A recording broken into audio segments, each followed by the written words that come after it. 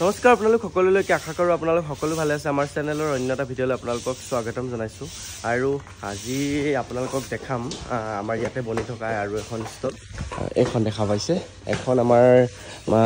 ৱৰ্কশ্বপত বনি আছিলে yellow combination yellow আৰু ব্লেক কম্বিনেশ্যনত বনি আছিলে আৰু এফালে চিট লাগি গৈছে এফালে ষ্টিল চিট লাগি গৈছে ইয়াতে চলাকেইটা লাগিব এতিয়া আৰু এফালে চকাকেইটা পাম দি থকা হৈছে আৰু এফালে আমাৰ মাজত বনি আছিলে নেন'খনৰ এখন এবাৰ খুলি দিয়াচোন নেন'খনৰ ভিতৰটো মই আপোনালোকক দেখাইছোঁ কেনেকুৱা ডিজাইনত বনিছে চাওক নেন'খনৰ এইটো ধুনীয়াকৈ ইয়াতে প্লেটফৰ্ম এটা বনাই দিয়া হৈছে আৰু এইটো মেচিনটো ইয়াতে ধুনীয়াকৈ ফিটিং হৈ গ'ল আৰু ইয়াতে হাইড্ৰলিক লাগিব এখন ধুনীয়াকৈ খোল খাব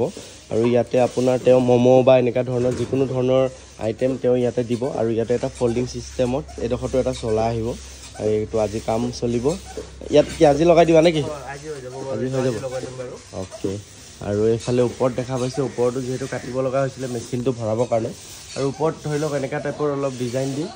অলপ এনেকুৱা কৰি দিয়া হৈছে এইখনৰো কাম প্ৰায় কমপ্লিট হৈ গৈছেগৈ এইখনৰ গোটেই ফ্ৰেমৰ কাম হৈ গ'ল ওপৰত চিট লাগি গ'ল তলতো লাগি গ'ল আৰু ইয়াতে এইটো আৰু ইয়াতে ষ্টিল চিট লাগিব বাকী এইবিলাক কাটিং হৈ আছে ইয়াৰ ছাইডৰ যিবিলাক চিট লাগিব আৰু ইয়াতে চকাও অনা হৈ গ'ল এইফালে দেখা পাইছে এইকেইটা চকা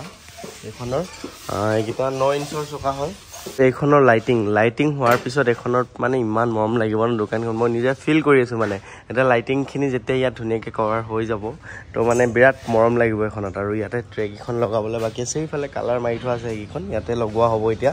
আৰু বাকী চলাকেইটা ফিটিং আছে বাকী কাম আৰু ক্লিয়াৰ এখনৰ চকা টকা লগাই দিয়াৰ পিছত লাইটিং কৰাৰ পিছত আৰু এখনত আৰু কাম নাই এখনো আজি চাগে মেবি ডেলিভাৰী হৈ যাব আৰু এখন বনি আছে আমাৰ এখনতো বনাব লাগিব এইখনতো আপোনাৰ ভিতৰত সোমাই কাম কৰিব পৰা এনেকুৱা ধৰণৰ এখন ষ্টল বনিব দেখাই থাকিম এতিয়া নকওঁ কেনেকুৱা ধৰণৰ হ'ব এইখনৰ প্ৰজেক্টটো বিৰাট এটা ধুনীয়া এটা প্ৰজেক্ট হয় এইখনৰ আৰু বাকীটো আপোনালোকে দেখা পাই আছে আৰু বহুতকেইটা কাম আছে কৰি আছোঁ লাহে লাহে আৰু নেন'খনত যিটো আইচক্ৰীম মেচিনটো আহিছে তো তেনেকুৱা ধৰণৰ আইচক্ৰীম মেচিনৰ পৰা ধৰি গোটেই নেন' গাড়ী পৰ্যন্ত আমাৰ ইয়াত এভেইলেবল পাব আপোনালোকক ছেকেণ্ড হেণ্ড নেন' লাগিলেও আমাক কণ্টেক্ট কৰিব পাৰে বা এনেকুৱা ধৰণৰ মেচিন বহাই যদি আপোনালোকে ৰেডিমেড টাইপতো আপোনালোকে যদি লওঁ বুলি ভাবে আমাৰ লগত এভেইলেবল পাব চাওক এইটো এটা বহুত ধুনীয়া কনচেপ্ট হয় কাৰণ নেন'খনৰ প্ৰাইচটো বহুত কম হয় তো 50,000ৰ ভিতৰত এখন নেন' আহি যায় এখন ৰানিং কণ্ডিশ্যনৰ নেন' আৰু তাতে ধুনীয়াকৈ এটা মেচিন ফিটিং হৈ যায় আৰু এইটো মেচিন আপোনাৰ কোৱালিটি লৈ আছে 1 পৰা 1.5 লাখ টকাৰ ভিতৰতো আহে কিছুমান মেচিন আৰু তাতকৈ অকণমান হাই ৰেঞ্জতো আহে অলপ ভাল মেচিন ল'ব গ'লে আৰু এনেকুৱা ধৰণৰ মেচিন যদি আপোনালোকক লাগে আমাক কণ্টেক্ট কৰিলেই হ'ল আমি আনি দিওঁ বাহিৰৰ পৰাই আৰু আপোনালোকে এইটো ধৰণৰ কনচেপ্টত আপোনালোকে ধুনীয়াকৈ এখন মানে ভাল ধৰণত এটা বিজনেছ ষ্টাৰ্ট কৰিব পাৰে এনেকুৱা এটা কম বাজেটত চাওক এতিয়া আপোনালোকে যদি এখন ফুড ট্ৰাকত এটা বিজনেছ কৰিবলৈ যায় মিনিমাম আপোনালোকক 4-5 লাখ টকা দৰকাৰ হৈ যায় কাৰণ গাড়ীখন কিনাৰ পৰা ধৰি বডি চডি বনোৱা সেইটো ভাল প্ৰজেক্ট আৰু এনেকুৱা ধৰণতো আপোনালোকে ধৰি লওক এনেকুৱা সৰু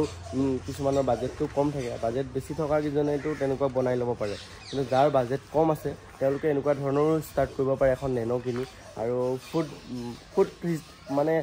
ফুড লাইনতো ইউজ কৰিব পাৰে যিহেতু আমি ট্ৰে ধুনীয়াকৈ বনাই দিওঁ এনেকুৱা এখন ঢোল লৈ মেলি আপোনালোকে মুভিং কৰিব পাৰে ইফালৰ পৰা ইফালে লৈ যাব পাৰে মেলা চেলা হওক বা তেনেকুৱা ধৰণৰ আৰু সেইটো কাৰণে বিৰাট এটা সুবিধাজনক হয় এনেকুৱা কেইখন আৰু আমাৰতো কনচেপ্টবিলাক দেখা পাই আছে আপোনালোকে নতুন ধৰণৰ আমি কনচেপ্ট আনি আছোঁ আমাৰ গুৱাহাটীত এখন ফাৰ্ষ্ট হ'বলৈ গৈ আছে নেনৰ ভিতৰত এনেকৈ চফ্টি আইচক্ৰীমৰ এখন নেনৰ ভিতৰত কিবা ফুড ট্ৰাক এনেকৈ ক'ৰবাত মই এনেকৈ দেখা পাইছোঁ কিন্তু এনেকৈ আইচক্ৰীমৰ এখন প্ৰথম হ'ব গৈ আছে আৰু ইয়াৰে কালাৰটো কি কৰিলে ভাল হ'ব আপোনালোকে কমেণ্টত জনাব আমি ভাবি থৈছোঁ এটা কালাৰ তো চাওঁ কেনেকুৱা কৰিলে হ'লেও আপোনালোকে ক'বচোন কেনেকুৱা ধৰণৰ কালাৰ কৰিলে নেন'খনত ভাল লাগিব যিহেতু আইচক্ৰীমৰ গাড়ী মই দুটামান আপোনালোকৰ অপশ্যন দিছোঁ পিংক ব্লু ৰেড আৰু আপোনালোকৰ ধৰি লওক তেনেকুৱা ধৰণৰ দুটামান কালাৰ আপোনালোকে কমেণ্ট কৰি মোক জনাব কোনটো কালাৰ কৰিলে ভাল হ'ব আমিতো ভাবি থৈছোঁ এটা আৰু তেনেকুৱা ধৰণৰ লাগিলেও আপোনালোকে কণ্টেক্ট কৰিব আৰু বাকী ষ্টলবিলাকতো আপোনালোকে গম পাইছে মই স্ক্ৰীনতো নাম্বাৰ দি দিছোঁ আপোনালোকে কণ্টেক্ট কৰিব পাৰে দেখা পাইছে আমাৰ যিবিলাক লাইট ইউজ হয় সেইখিনি লাইট ইয়াতে এতিয়া লাগিব এইখিনি আৰু এফালে ৱায়াৰখিনি দেখা পাইছে ৱায়াৰিঙৰ পুৰা কাম এতিয়া চলি যাব বেছি টাইম নালাগে 1 ঘণ্টাত এইখিনি চব লগোৱা হৈ যাব এখন তাৰপিছত আপোনালোকক মই দেখাইছোঁ কেনেকুৱা লাগে লুকছটো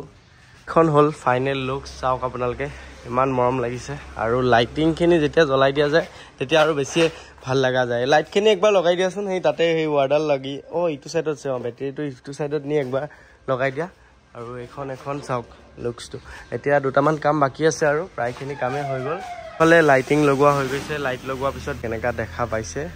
ষ্টলখনৰ লুকসটো আৰু ইয়াতে ধুনীয়াকৈ এতিয়া লাগিব লগো এটা লাগিব আৰু লাইটিঙৰ অলপ কাম বাকি আছে এবিলাকত লাইট লগাবলৈ আছে আৰু চাওক একবাৰ এখনত মানে ইয়েলো কালাৰত ন বিৰাট মৰম লাগিছিল মানে লাইটিংটো যেতিয়া লাগি যোৱা যায় তেতিয়া বহুত ধুনীয়া দেখাটো বহুত ধুনীয়া হৈছে আৰু চাওক একবাৰ আৰু ইয়াতো ভিতৰতো লাইট লগাবলৈ আছে ইয়াতো ধুনীয়াকৈ লাইট লাগিব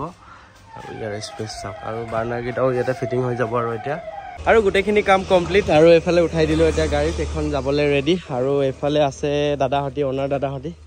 কেনেকুৱা বঢ়িয়া আৰু কেনেকুৱা পালে গাড়ীখন ঠিকে ভাল লাগিছে আৰু কি ভাল লাগিছে নিজৰ পছন্দ মতে পাইছা অ'কে কোন জেগাত বহিব এবাৰ লোকেশ্যনটো কৈ দিয়ক গুৱাহাটী দূৰদৰ্শন অফিচৰ অপজিটত অ'কে মানে আমাৰ জু ৰোডত অ'কে দূৰদৰ্শন অফিচৰ অপজিটত বহিব আৰু আইটেম কি পাব আপোনালোকৰ ফাষ্টফুড অল আইটেম ফাষ্টফুড থাকিব বিশেষকৈ তন্দুৰী ম'ম'টো মানে স্পেচিয়েল আৰু চেফটো মানে কৈছে আৰু ভাল বনাই বুলি অ'কে নিশ্চয় আপোনালোক আহিব কেতিয়াবা জু ৰোডৰ ফালেদি গ'লে দূৰদৰ্শনৰ অফিচটোৰ ফ্ৰণ্টতে আছে তেওঁলোকৰ ম'ম'টো স্পেচিয়েল বুলি কৈছে আমিও যাম নিশ্চয় আমি গ'লে কিন্তু আমি যাম নিশ্চয় যাব লাগিব আৰু এইফালে এতিয়া লোড হৈ গ'ল লাহেকৈ ধুনীয়াকৈ লৈ যাব আৰু লৈ যাওক ভালকে অপেনিঙত মাতিলেই হ'ল ন নিশ্চয় দিয়ক ভালকে গৈ থাকক আৰু আহি পালোহি ৰুম আৰু এতিয়া মোৰ কাম হ'ব এতিয়া মোৰ গাড়ীকেইখন ধুব লাগিব কিয় মানে বিয়া এখন আছে বিয়া খাবলৈ যাম তো নেক্সট ব্লগত আপোনালোকে সেই বিয়াৰ ব্লগ দেখা পাব চালিয়ে বনাব এইকেইদিন মই আৰু ব্লগ নবনাওঁ বিয়া চিয়া খাব গ'লে মই এইবিলাক ব্লগ শ্লগ বনাই নাথাকোঁ এইখিনি তাই বনাব আৰু এইফালে এতিয়া ধুনীয়াকৈ ইয়াত গাড়ীখন ভৰাই ল'ম আৰু বঢ়িয়াকৈ বহুত দিন এইকেইদিন চলোৱা হোৱাই নাই কিয়াখন ক'তো নিয়াই নাই মাজতে সেইদিনাখন গ'লোঁ বাৰু এপাক